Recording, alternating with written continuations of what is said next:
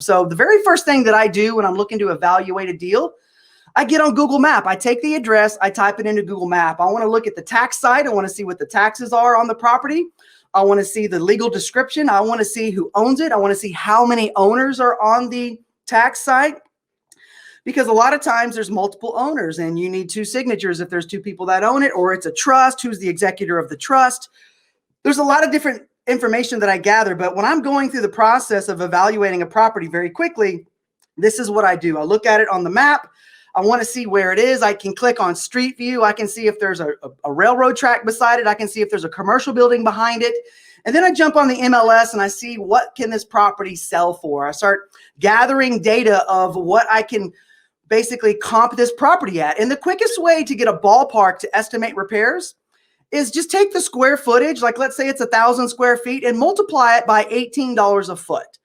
So that would be about an $18,000 cosmetic repair. Now, the square foot approach is great to give you a ballpark, but you have to go walk the property.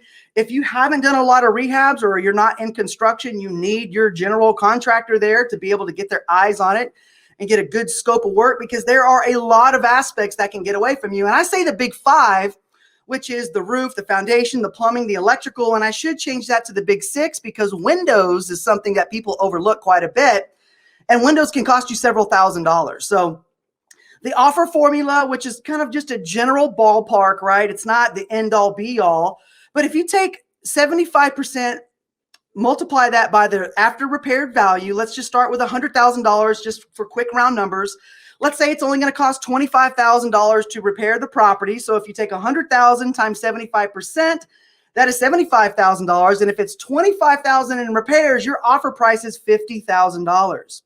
Now that gives you enough room to get into the property, carry that property, sell the property, pay all the fees, pay the taxes, all the utilities, the insurance, and have a net profit at the end of the deal. That's what flipping houses is. It's about velocity of capital. It's about getting a return on your investment. And a lot of people don't take that approach up front, and that's how you end up losing money. You have to look at this as a way to make your money compound and grow.